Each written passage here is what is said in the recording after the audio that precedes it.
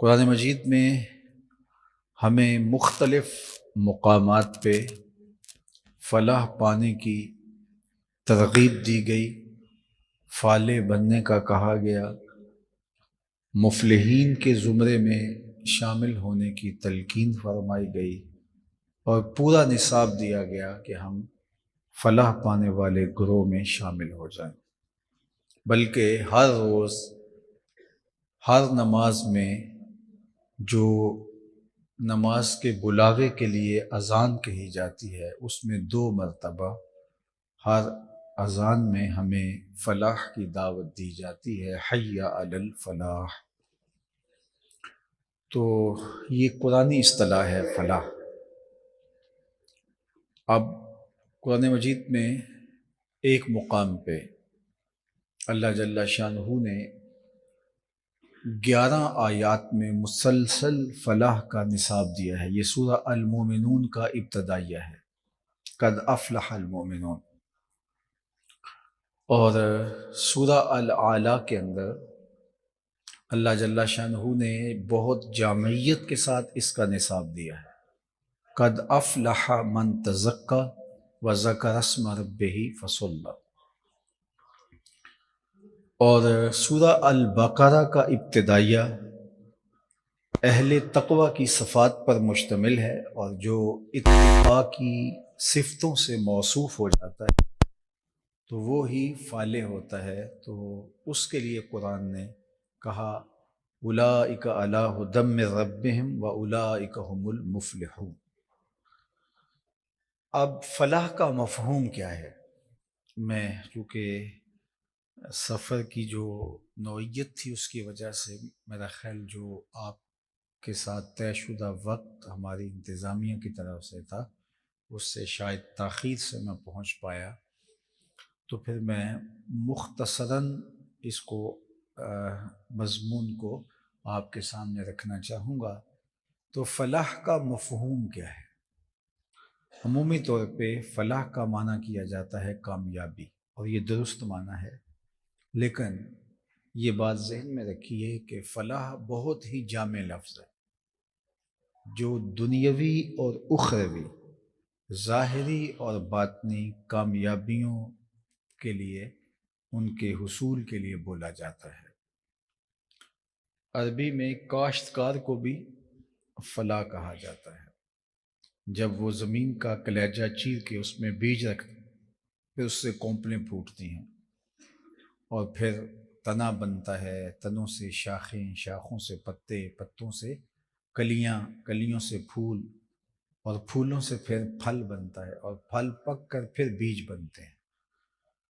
تو اس عمل کو عمل فلاحی کہتے ہیں۔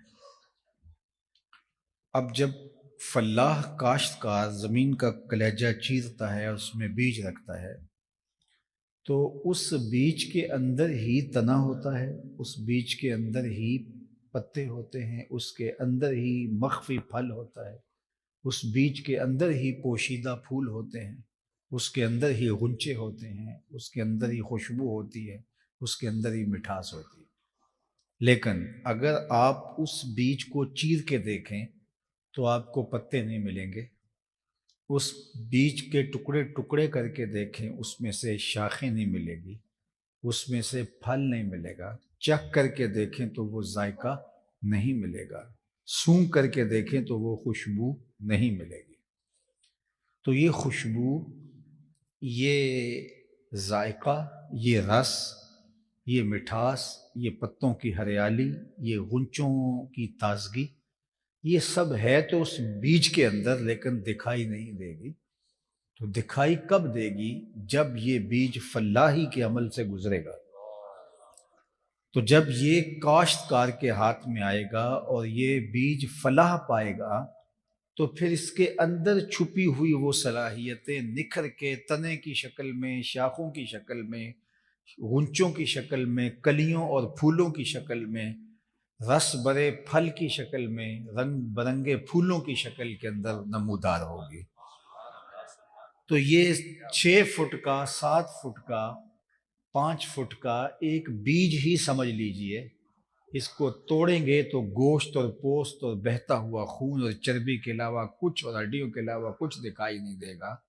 لیکن جب عمل فلاحی سے یہ بیج گزرتا ہے اور کسی کاشتکار کے ہاتھ میں آتا ہے تو یہ بیج، اس میں تقوی کی کونپلیں بھی پھوٹتی ہیں، اس میں اتقاء کے اجالے بھی آتے ہیں، اور یہ چمن بن کے مہکتا ہے۔ پھر اس بیج کو کبھی بایزید بستامی کہتے ہیں، کبھی جنید بایزید کہتے ہیں، کبھی سری سختی کہتے ہیں، کبھی شیخ عبد القادر جیلانی کہتے ہیں۔ تو فلاحی کے عمل سے گزرے تو یہ کامیاب ہے، ورنہ تو کچھ بھی نہیں ہے، مٹی کا تودا ہے، گر گیا تو کیڑے کھا جائیں گے، اس کسی کام کا یہ پھر نہیں رہے گا۔ لیکن اگر یہ فلاحی کے عمل سے گزر گیا تو پھر یہ بیج کارآمد ہوگا، اس پہ پھل بھی آئیں گے، اور صداقت کے پھول، شجاعت کے پھول، لیاقت اور صلاحیتوں کا ابھار اور بہت کچھ اس بیچ پہ آئے گا۔ تو یہ ہے عمل فلاحی کا نتیجہ۔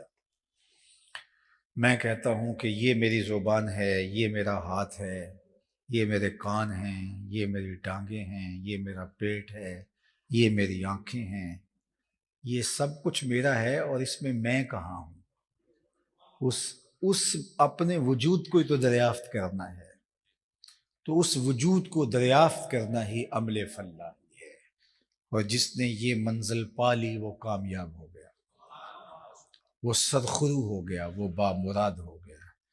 تو ہم اپنے اندر ڈھونڈیں اس ذات کو جو ہمارے اندر چھپی ہوئی ہے، اس پھل کو، اس بیج کے وجود کے اندر سے تلاش کریں، اس پھل کو، اس پھول کو، ان غنچوں کو، ان ذائقوں کو، ان رنگوں کو اس بیج کے اندر تلاش کریں۔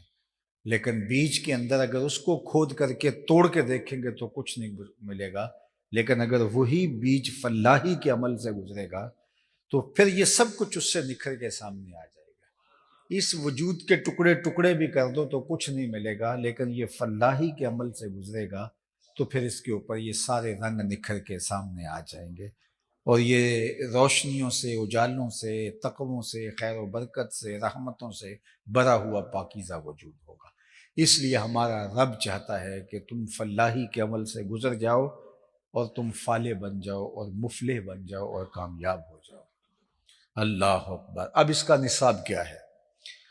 اب اگر میں اس مضمون کو آگے بڑھاؤں تو ابھی رک کے یہاں ہی بات کر سکتا ہوں کہ اس بیج کے اندر پوشیدہ صلاحیتوں کو ڈھونڈ کے باہر نکالنا ہے، اور وہ اس کے اندر چھپی بیٹھی ہیں، وہ دکھائی نہیں دیتی، لیکن وہ ان کا ظہور تب ہوگا جب یہ بیج تہہ خاک جائے گا۔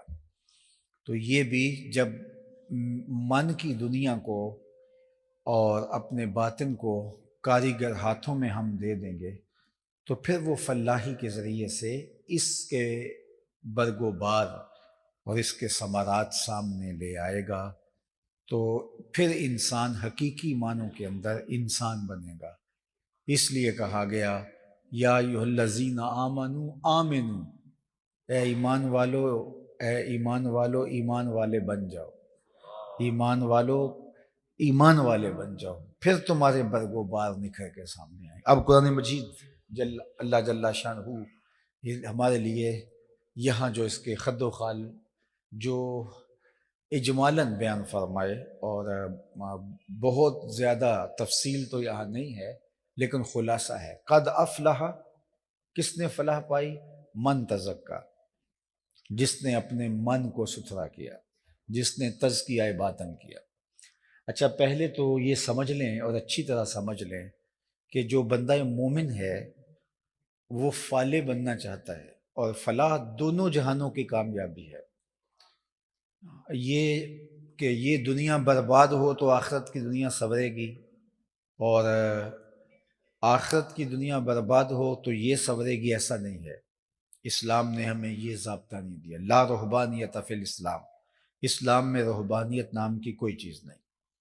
یہ دوسرے ادیان نے چیزیں گھڑی، لیکن اسلام ایسا دین ہمیں دیتا ہے جو دنیا آخرت دونوں کو سنوارتا ہے۔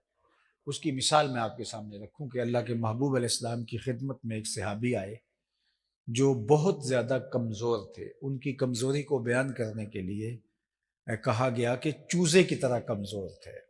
انتہائی مبالغہ ان کی کمزوری کے لیے، چوزے کی طرح کمزور تھے. تو جب ان کو حضور علیہ السلام نے دیکھا تو فرمایا کہ تم اتنے کمزور ہو، تم نے اللہ سے کوئی دعا تو نہیں مانگی تھی؟ انہوں نے کہا جی حضور، میں نے اللہ سے ایک دعا مانگی تھی، شاید وہ قبول ہو گئی. کیا دعا مانگی تھی؟ میں نے بارگاہ عزتی میں کہا تھا مالک جو آخرت کے حصے کے دکھ ہیں وہ بھی دنیا میں بھیج دے. میری آخرت صاف ہونی چاہیے، دنیا میں دکھ تکلیفیں بیماریاں غربتیں آنا ہے یہیں آ جائیں، میں یہیں سے صاف ہو کے جاؤں. تو میں نے اللہ سے یہ دعا مانگی تھی، شاید میری دعا قبول ہو گئی ہے، اور یہ دکھ مصیبتیں تکلیفیں انہوں نے میرا گھر ہی دیکھ لیا ہے، اور مجھے بہت بیماریاں ہیں جنہوں نے مجھے توڑ کے رکھ دیا ہے، پریشانیاں ہیں انہوں نے مجھے توڑ کے رکھ دیا ہے. بظاہر تو بڑی اچھی بات ہے، انہوں نے آخرت بچا لی اور دنیا میں جو بھی ہے بھگت ہی لیں گے نا، جیسے بھی بھگت لیں گے. لیکن حضور علیہ السلام نے اس صحابی کی اس بات کو سن کر اس کو اپریشیٹ نہیں کیا، اس کو داد نہیں دی، بلکہ حضور نے جو فرمایا وہ سنیے صلی اللہ علیہ وسلم. آقا کریم نے فرمایا تو نے یہ کیوں کہا آخرت کے حصے کے دکھ بھی دنیا پہ آ جائیں؟ تو نے یہ کیوں نہیں کہا ربنا آتنا فی الدنیا حسنۃ وفی الآخرۃ حسنہ؟ اللہ مجھے اس جہاں میں بہتریاں دے دے، اس جہاں میں بہتریاں دے دے. تو ہم اس دنیا میں ذلیل ہونے کے لیے نہیں آئے، اچھا کمائیں، اچھا کھائیں، اچھا پہنیں، آبرو بھری زندگی گزاریں، حلال رزق اللہ آپ کو وسیع عطا کرے، خود کھائیں، بچوں کو کھلائیں، آپ کے بچوں کے چہرے مہرے رہن سہن سے پتہ چلے کہ اللہ کا کرم ہے، یہ اللہ نے ہمیں آسانیاں دی ہیں، یہ کوئی مسئلہ نہیں ہے. لیکن ہماری آخرت برباد نہیں ہونی چاہیے اس دنیا کے پیچھے چل کے. دنیا آزمائش بہت بڑی ہے، لیکن اس کا یہ مطلب بھی نہیں ہے کہ ہم ترک دنیا کر دیں. ہمارا دین ہمیں ترک دنیا سے بھی روکتا ہے اور غرق دنیا سے بھی روکتا ہے کہ تم دنیا کو ترک بھی نہ کرو اور دنیا میں غرق بھی نہ ہو جاؤ. اور صوفیاء نے اس کے لیے کتنی خوبصورت بات کی. وہ فرماتے ہیں دنیا میں ایسے رہو جس طرح کشتی پانی میں رہتی ہے، پانی میں رہتی ہے لیکن پانی کو اپنے اندر نہیں آنے دیتی. کشتی پانی میں رہے تو خیر ہے، پانی کشتی میں آ جائے تو خیر نہیں ہے. تم دنیا میں رہو تو خیر ہے، دنیا اندر آ گئی تو خیر نہیں ہے. تو کشتی پانی میں رہے گی، خود بھی تیرے گی، اپنے اوپر بیٹھے ہوئے لوگوں کو بھی ساحل مراد تک پہنچا دے گی. لیکن اگر کوئی سوراخ ہو گیا اور پانی کشتی کے اندر آ گیا تو کشتی خود بھی ڈوبے گی اور اس کے جو اوپر بیٹھے ہوں گے ان کو بھی لے ڈوبے گی. کہا تم دنیا میں رہو، دنیا تمہارے اندر نہ رہے. اور اگر دنیا تمہارے اندر اتر آئی تو شیخ ابو نعیم الاصفہانی 4 صدی کے مجدد بھی ہیں اور محدث بھی، حلیہ میں لکھتے ہیں من نظر الی الدنیا نظر الحب اخرج اللہ تعالی من قلبہ نور الیقین والزہد.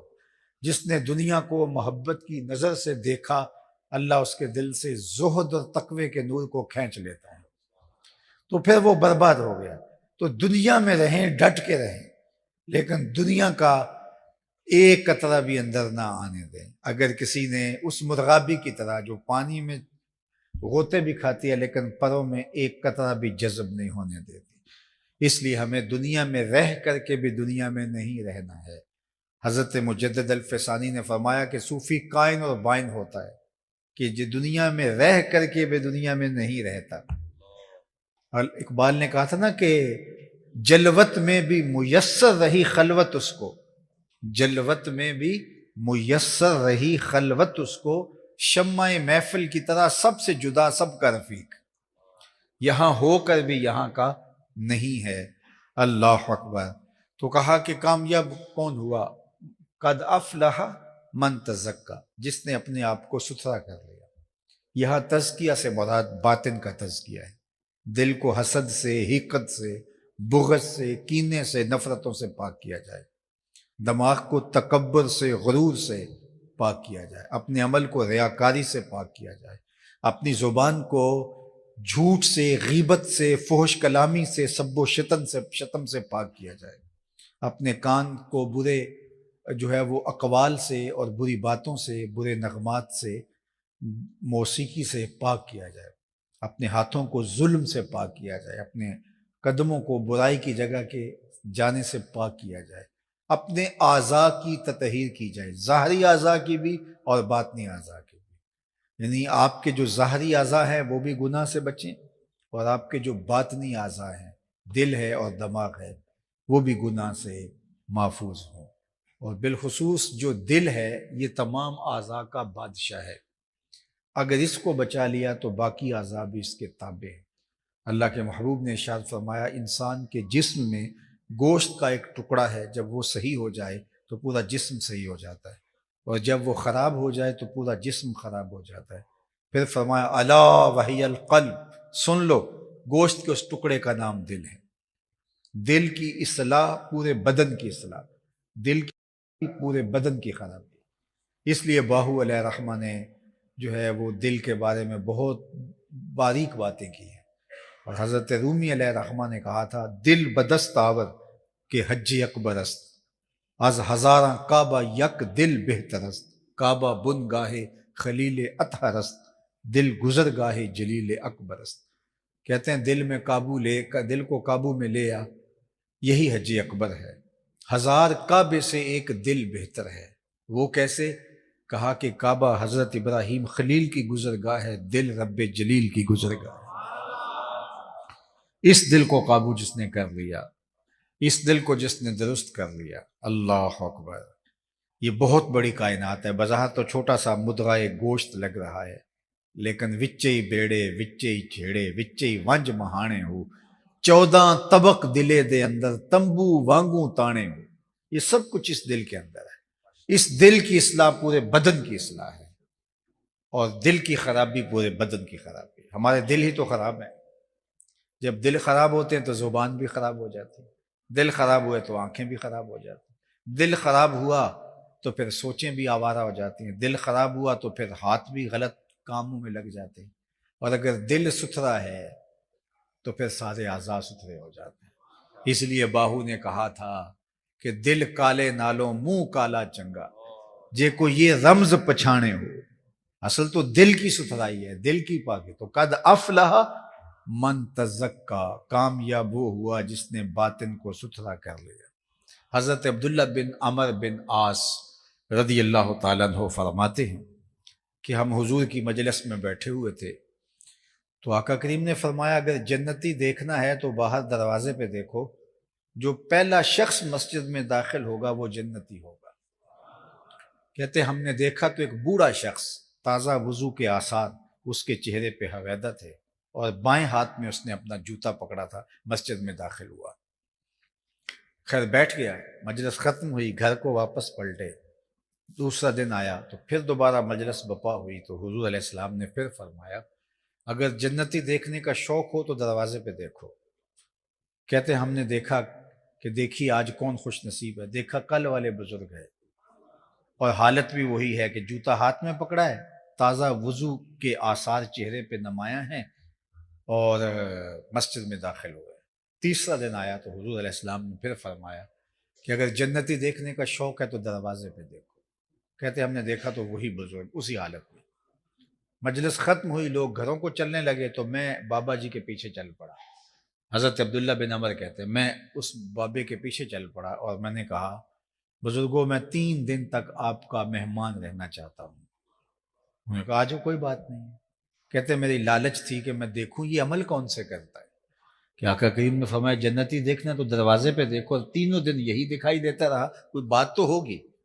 تو میں ان کے ساتھ چلا گیا، انہوں نے مجھے اپنے گھر میں بستر بچھا دیا، رات ہوئی تو میں جیسے کوئی بندہ سو گیا ہو اور خراٹے لیتا ہو یہ تاثر دیا، لیکن میں سویا نہیں تھا، میں اس طاق میں تھا کہ دیکھوں یہ کتنے نوافل پڑھتا ہے، عبادتیں کیسی کرتا ہے، لیکن وہ ساری رات سویا رہا، الا یہ کہ جب کروٹ بدلتا تھا رب کا نام لیتا تھا، اس کے علاوہ میں نے کوئی اس کو عمل کرتے نہیں دیکھا۔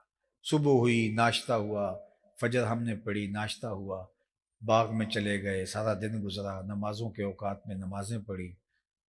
خیر دوسری رات آئی تو میں نے کہا ہو سکتا ہے کل میری وجہ سے اپنے معمولات چھوڑ دیے ہوں، تو آج دیکھتے ہیں۔ میں پھر وہی تاثر دیا کہ میں سو گیا ہوں، لیکن میں جاگ رہا تھا۔ میں نے دیکھا کہ وہ بھی سو گیا، صرف کروٹ بدلے تو اللہ کا نام لے۔ پھر سارا دن گزرا، پھر رات پڑی، وہ رات تیسری بھی جب گزری اور صبح اٹھے، نماز فجر پڑھی اور ناشتہ کیا، تو میں نے کہا بابا جی میں تو اس لیے رکا تھا کہ حضور علیہ السلام نے کہا تھا کہ اگر جنتی دیکھنا ہے تو دروازے پہ دیکھو، اور 3 دن آپ ہی نمودار ہوتے رہے، مجھے تھا کوئی خاص عمل ہوگا، لیکن 3 دن میں یہاں رہا، میں نے نہیں دیکھا کہ آپ نے کوئی خاص عمل کیا ہو، تو شاید آپ نے مجھ سے کوئی عمل چھپا لیا ہے۔ تو انہوں نے کہا نہیں، میں نے آپ سے کوئی عمل نہیں چھپایا، میرے وہی عمل ہے جو تم نے دیکھے ہیں، کوئی چھپایا نہیں ہے، لیکن تم 3 دن یہاں رہے ہو تو چلو میں تمہیں بتا دیتا ہوں، میرا ایک عمل ہے کہ تم نہیں دیکھ سکے، اور اگر اور بھی رہتے تو نہ دیکھ پاتے، تو میں تمہیں خود بتا دیتا ہوں۔ کہتے ہیں میں ہمہ تنگوش ہو گیا، تو وہ بزرگ کہنے لگے کہ اے عبداللہ بن عمر، یہ جو میرے سینے میں دل ہے نا، اس میں کسی مومن کا بغض نہیں ہے، یہ ہے وہ میرا عمل جو تم نہیں دیکھ سکے، یہ صاف ہے مومنوں کے لیے، مسلمانوں کے لیے۔ اللہ اکبر! ہمارے تو دل نہ ہمسایوں سے صاف ہیں نہ رشتہ داروں سے، ہمارے دل تو ایک دوسرے کے بغض سے بھرے پڑے ہیں۔ تو جب دل اتنا گندا ہوگا تو میلی جگہوں پہ آ کے محبوب تو نہیں بیٹھتے، محبوب تو وہیں آئیں گے جہاں جگہ صاف ہوگی، عطر چھڑکا ہوا ہوگا، ہر گند غلاظت صاف کر کے پلنگ دل کا بچھا کے پھر ہی کہیں گے نا ہر تمنا دل سے رخصت ہو گئی، اب تو آجا، اب تو خلوت ہو گئی۔ تو یہ تو لتھڑا پڑا ہے گندگیوں سے، غلاظتوں سے، تو یہ کس طرح صاف جب تک نہیں ہوگا، کب تک جو ہے وہ محبوب کے جلوے تو اس دل پہ نہیں آئیں گے۔ تو کہا قد افلح من تزکا، کامیاب وہ ہوا جس نے اس کو صاف کر لیا، یہ صاف ہو گیا، یہ ستھرا ہو گیا، اس کو قابو میں لے آئے۔ دل بدستاور کے حج اکبر است، بلے شاہ اڈ دیاں پھڑنا، جڑا گھر بیٹھا انہوں پڑھیا ہی نہیں۔ یہ دل ہے، اس کی اصلاح پورے بدن کی اصلاح ہے، اس کی صفائی پورے بدن کی صفائی ہے۔ دل صاف ہو گیا تو آنکھیں بھی صاف ہو جائیں۔ اللہ اکبر! آپ نے کبھی دیکھا ہو موسم اچھا ہو، رت سہانی ہو، سرمئی بادل ہو آسمان پہ پھیلے ہوئے، تو کوئی آپ کو کہے کہ چلو جناب صحن چمن میں ذرا موسم کا لطف لینے چلتے ہیں، تو آپ کہتے ہیں میرا دل نہیں چاہ رہا۔ دل نہیں چاہ رہا تو ٹانگوں میں جنبش نہیں آتی۔ مرغن کھانے ہیں اور آپ کو کہا آئی نا جناب دعوت پہ، آپ کہتے ہیں بس آج میرا جی نہیں چاہ رہا۔ جی نہیں چاہے گا تو آپ کچھ کھا نہیں پائیں گے۔ نظارے قطار اندر قطار ہے، غنچے مہک رہے ہیں، کلیاں چٹک رہی ہیں، اور تتلیوں کی بہاریں ہیں، اور بھنورے پھولوں کے گرد جو ہے وہ طواف کر رہے ہیں۔ آپ کو کہا آؤ ذرا دیکھو، منظر تو دیکھو آنکھ اٹھا کے، کہا بس چھوڑ یار، جی نہیں چاہ رہا۔ دل نہیں چاہے گا تو زبان نہیں۔ آپ سننے کے لیے بےتاب ہیں، کان سماتے بچھائے بیٹھے ہیں، جناب پورا گھنٹہ بولی ہم سننے کے لیے تیار ہیں۔ میں نے کہا نہیں، بس آج جی نہیں چاہ رہا۔ جی نہیں چاہے گا زبان نہیں بولے گی، جی نہیں چاہے گا تو ٹانگ حرکت نہیں کرے گی، جی نہیں چاہے گا تو ہاتھ حرکت نہیں کرے گا، جی نہیں چاہے گا تو زبان ہی بولے گی۔ تو اس کا مطلب ہے کہ سب کچھ تو دل کے چاہنے سے ہے، تو پورے اعضائے بدنیاں وہی کرتے ہیں جو دل کرتا ہے، اور دل وہ کرے جو وہ چاہے، تو پھر شیطان تو بھاگ گیا۔ اس لیے اس دل کو اس کی چوکھٹ پہ لے آنا ہے، اس کو ستھرا کرنا ہے، اس کے میل اتارنے ہیں۔ اب اس کے میل اتریں گے کیسے؟ تو قرآن نے نصاب دیا قد افلح من تزکا وذکر اسم ربہ فصلی۔ دل کے کیسے میل اتریں گے؟ اللہ کا ذکر کرنے سے۔ کامیاب وہ ہوا جس نے دل کو ستھرا کیا اور اللہ کا ذکر کیا، فصلی اور نماز پڑھی۔ تو دل کی صفائی اللہ کے ذکر سے ہوتی ہے، اور ذکر کی مختلف صورتیں ہیں، تو اس لیے مختلف احادیث میں دل کی صفائی کے مختلف طریقے بتائے گئے۔ لکل شیء ثقالہ وثقالۃ القلوب ذکر اللہ، ہر شے کا زنگ کسی نہ کسی شے سے اترتا ہے، دلوں کا زنگ اللہ کے ذکر سے اترتا ہے۔ اور ایک موقع پہ فرمایا گیا مقام پہ کہ دلوں کا زنگ قرآن مجید کی تلاوت سے اترتا ہے۔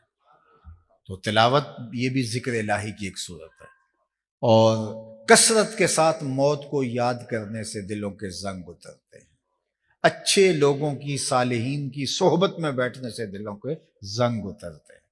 اس لیے ہمیں دلوں کو صاف کرنے کے لیے اچھے صالح پاکیزہ لوگوں کی صحبت اختیار کرنی چاہیے، قرآن مجید کی کثرت سے تلاوت کرنی چاہیے، اور ہمیں کثرت کے ساتھ موت کو یاد کرنا چاہیے اور اللہ کا ذکر کرنا چاہیے اور نماز پڑھنی چاہیے. یہ دلوں کی صفائی کا، ستھرائی کا ذریعہ. دل صاف ہو گئے تو پھر اس آئینے کے اندر جمال یار بھی دکھائی دے گا، ورنہ یہ گدلا میلا دل یہ تو اذیت بنا رہے گا. ہر وقت پریشانی، ہر وقت بے چینی، ہر وقت اضطراب. کبھی وہ کہتے ہیں میرا دل نہیں لگتا، میرا دل بے قرار ہے، میرا دل گھٹ گھٹ جاتا ہے. وہ اس لیے کہ دل کو دل کی غذا ہی نہیں ملی. دل کی غذا چربی اور خون تھوڑی ہے، دل کی غذا تو یار کا دیدار ہے، جلوہ حبیب ہے. اور جلوہ حبیب گندے دل کو نہیں ملتا. دل کی آنکھیں روشن ہوں، جس طرح یہ آنکھیں ہیں نا، اس طرح دل کی بھی آنکھیں ہیں. اللہ اکبر.